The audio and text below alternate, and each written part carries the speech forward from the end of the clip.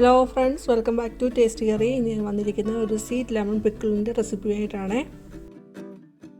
ഇതെങ്ങനെയാണ് ഉണ്ടാക്കുന്നതെന്ന് നമുക്ക് നോക്കാം. ഇവിടെ 10-20 നാരങ്ങ എടുത്തിട്ടുണ്ട്. പിന്നെ നാരങ്ങ അച്ചാർ ഇടാൻ എടുക്കുമ്പോൾ നല്ല യെല്ലോ കളർ പഴുത്ത നാരങ്ങ വേണം നോക്കിയെടുക്കാനായിട്ട്. അതായിരിക്കും ഒന്നുകൂടെ ടേസ്റ്റ് കൂടുതലും കയ്പ്പ് കുറവും ആയിട്ടുള്ളത്. പിന്നെ ഞാനിത് ഒരുമിച്ച് മേടിച്ചതല്ല, ഇത് പലപ്പോഴായിട്ട് ആവശ്യത്തിന് മേടിച്ച് അത് ഇരുന്നത് പിന്നെ ഇപ്പോൾ അച്ചാറിടാമെന്ന് വിചാരിച്ച് അങ്ങനെ എടുത്തതാണ്. അപ്പോൾ എങ്ങനെയാണെന്ന് നമുക്ക് നോക്കാം.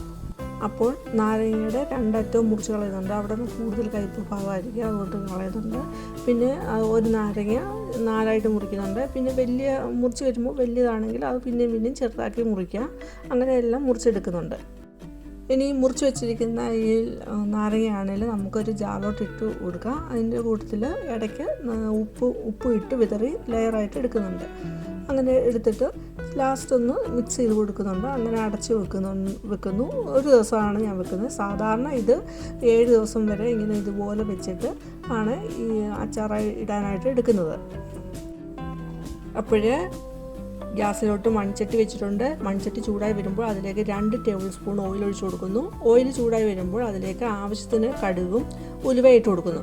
അതൊന്ന് മൂത്ത് വരുമ്പോഴത്തേക്ക് ആ കടുകും ഉലുവയും പൊട്ടി മൂത്ത് വരുമ്പോഴത്തേക്ക് അതിലേക്ക് വെളുത്തുള്ളി ഇഞ്ചി ഇട്ട് കൊടുക്കുന്നു. അതും ഒന്ന് മൂത്ത് വരാനായിട്ട് നമുക്ക് വെയിറ്റ് ചെയ്യാം.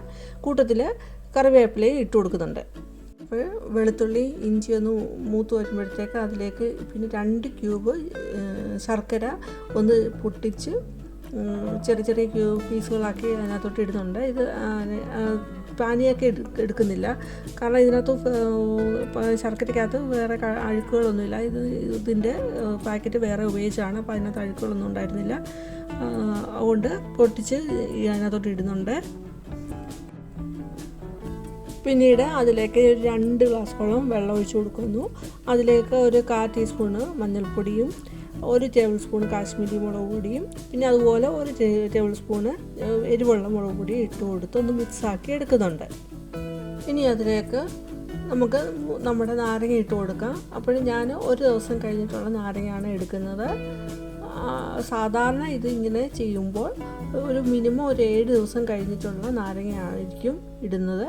അല്ലെങ്കിൽ 15 ദിവസം അല്ലെങ്കിൽ 21 ദിവസം അങ്ങനെ വ്യത്യാസം ഉണ്ടാവും. അത്രയും ദിവസം കഴിഞ്ഞിട്ടുള്ള നാരങ്ങയായിരിക്കും. അപ്പോൾ അതിൻ്റെ തോട് ഒന്നുകൂടെ അടുത്ത് നല്ല സോഫ്റ്റായിട്ട് വന്നിട്ടുണ്ടാവും. ഇപ്പോൾ ഇതിൻ്റെ ഒരു ദിവസം കഴിഞ്ഞായതുകൊണ്ട് അധികം സോഫ്റ്റായിട്ടില്ല. അത് കുറച്ചൊന്ന് ഒരു ഉപ്പൊക്കെ പിടിച്ച് വന്നതേ ഉള്ളൂ. അങ്ങനെയാണ് നാരങ്ങ കിട്ടിയിരിക്കുന്നത് ഒരു ദിവസം കഴിഞ്ഞുകൊണ്ട്. അപ്പോൾ അതൊന്ന് ഇട്ട് കൊടുക്കുന്നുണ്ട്. അത് നന്നായിട്ട് ഇളക്കി കൊടുക്കുന്നു.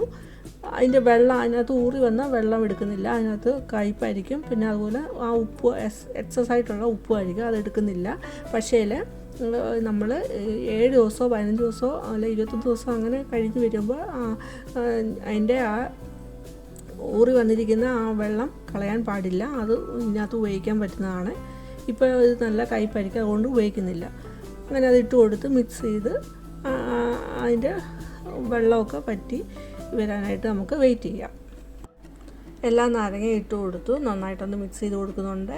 എന്നിട്ട് ഇത് നന്നായിട്ട് തിളച്ച് ഇതിൻ്റെ നമ്മൾ ഒഴിച്ചു കൊടുത്ത വെള്ളം എല്ലാം ശർക്കരയും മെൽറ്റ് ചെയ്ത് വെള്ളവും പറ്റി ഒന്ന് കുറുകി വരണം. ആ രീതി പരുവത്തിലാവുന്നിടം വരെ ഇത് നമ്മൾ അപ്പോഴത്തേനും ഒരു 2 മണിക്കൂറൊക്കെ സമയം എടുക്കും കേട്ടോ. അധികം തീയിലിടാൻ പാടില്ല, അടിക്ക് പിടിക്കുകയും ചെയ്യുക. അതുകൊണ്ട് ഒരു മീഡിയം തീയിൽ ഫ്ലെയിമിൽ നിന്ന് കുറച്ച് താഴെയാണ് വെച്ചേക്കുന്നത്. അങ്ങനെ ആ വെള്ളം ഒന്ന് അതിൻ്റെ ഇതൊന്ന് കുറുകി വരണം, ചാറൊന്ന് കുറുകി വരണം. പിന്നെ നമുക്ക് ചാറോടുകൂടി വേണമെന്നുണ്ടെങ്കിൽ അതനുസരിച്ച് അത് പറ്റിച്ചെടുത്താൽ മതി. ഞാൻ കുറച്ചുകൂടെ പറ്റിച്ചാണ് എടുത്തിരിക്കുന്നത്. ഇനി ഇത് ചൂടാറിക്കഴിഞ്ഞ് ഒരു ദിവസം കൂടെ കഴിഞ്ഞിട്ടാണ് ഞാൻ ഇത് കുപ്പിയിലോട്ട് ഇട്ട് കൊടുക്കുന്നത്.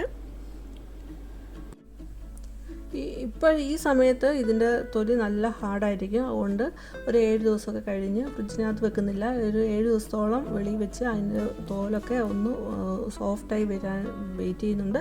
അത് കഴിഞ്ഞിട്ടായിരിക്കും ഉപയോഗിക്കുന്നത്. 7 ദിവസമൊക്കെ കഴിഞ്ഞിട്ട് പിന്നെ എടുത്ത് ഫ്രിഡ്ജിൽ വെക്കുന്നുള്ളൂ.